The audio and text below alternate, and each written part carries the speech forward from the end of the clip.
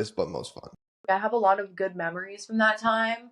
I remember while I was in there were some things that like were difficult, like um, just like from a camaraderie standpoint, you're with these people for like 14 days straight, and you're like, dude, I'm so sick of so and so, and it's like you come back and you have 3 days or 2 days of R&R, and then you're like back at work with them, and you're like, okay, like I've chilled, like it's better.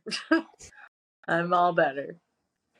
So for somebody who's listening to this and saying to themselves, "Oh wow, that sounds really interesting. I'd like to get involved with that."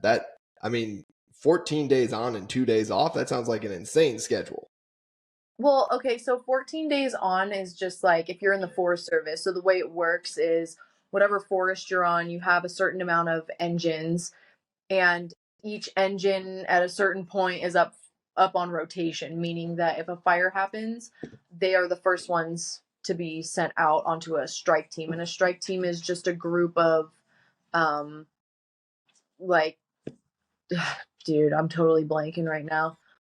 It's five of the same uh resources with a strike team leader, or maybe it's four, but either way, um 4 or 5 of the same resources with a strike team leader, and you guys get grouped together and you go out on this assignment and you essentially work as a team in whatever section and assignment you're given.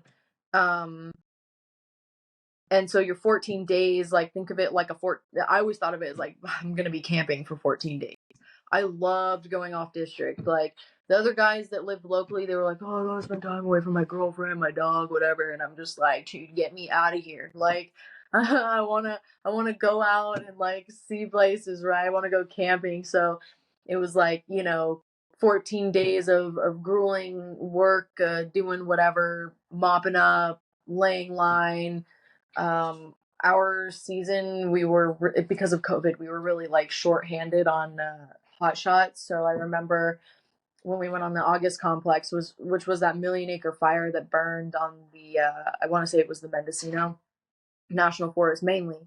um we kind of, our strike team joined together and we pretty much did hot shot operations, um, because we had no hotshot crews to do any like backfiring or whatever. So, and then a couple days later, we had some hotshots come in and they did it, and we laid the wet line and all that. So, um, but no, definitely hard work, but the most fun job I've ever had by far. Okay, I think you and many of our listeners would have different definitions of fun, but we're glad that somebody has that definition of fun. It's just it gets you out. It gets you out. Like I said, I like being active. I like being out in the weeds, if you will. Literally. Icks. All right, so this background establishes you sort of as what I'm going to call the authority on enjoying discomfort, embracing the suck, leadership in trying circumstances. Uh-huh. And if this does, I mean, the only people who might be able to embrace it better than you might be people in combat zones. And quite honestly, I don't actually know. I'm not even sure at this point. I've never willingly run towards things that are on fire. I don't make that a habit. I generally just don't. They're And on fire. that's totally okay. I've blown up a building, but that was with numerous controls in place, and I still punched a hole in the side of a hospital. Yeah. That was Funny wanting to be a firefighter, and like when the gang all gets together, it's like, oh, like Megan would know how to start a fire and da da da da da, and I'm like, I know absolutely nothing. I mean, I know how, I'm just never successful at it. So I just tell people, yeah, I would like put the fire out, but starting it, not so much. I'm not really into the arson thing. Sure. It's only arson though if you get caught. I guess you're some people are very strange. Like they just like they love it's weird. We had like a few fires on my district when I worked in the Forest Service that were what we call IAs, or initial attacks, meaning like they're within response radius. And there were people that would like intentionally start them just to watch us show up and like put them out. They'd be like hiding in the bushes and then they'd get arrested. Firebugs are a weird bunch. That's, yeah, I guess that is a good word for them. Yeah, that's an odd bunch. I only know that word because of television. I don't spend an inordinate amount of time around arsonists or firebugs. I just know it from bad cop shows. Cop shows. Yes, yeah, that's the closest I've gotten to. That's the closest I've gotten to any kind of civil service is cop shows. It's a little embarrassing saying that into a microphone on a internet saved podcast, but I said what I said. I stand by it. Really? Listen, I gotta own it. I gotta say it with my whole chest. Yeah, absolutely. Yeah. All right. So as I said before, we diverted onto arsonists.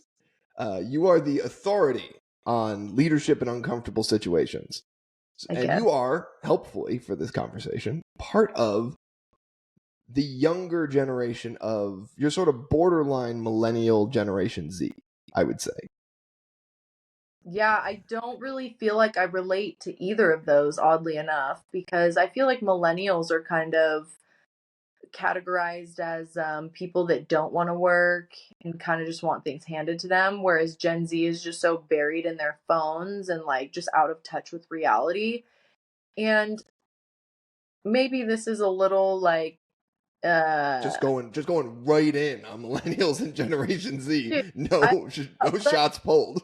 No, but really, like, I mean, like, I saw something on the internet that was talking about how Gen Z, like, they don't remember a time before iPhones. And I'm like, wait a second, no. Like, when I was born in 98. And when I was growing up, I think my first phone was in, like, 6th grade. And it was a flip phone. And I only got it because I started walking home from school. So I like had, I didn't have like unlimited text messages. My phone was not able to go on the internet. I remember the first iPod Touch came out when I was in 7th grade. And I remember some of my friends being like, oh my gosh, touchscreen, this is the future. And I was like, what? And I got the first gen iPod Touch. And always had my headphones in, I was a little emo chick up until about freshman year of high school. But I don't remember, I don't remember until maybe like later in high school, college, like being, involved in like social media construct nonsense. Social media is toxic. I can't disagree. I'm curious to get more of your thoughts on that, though, but I'm just sort of interested in this landing in this weird split between Gen Z and millennials.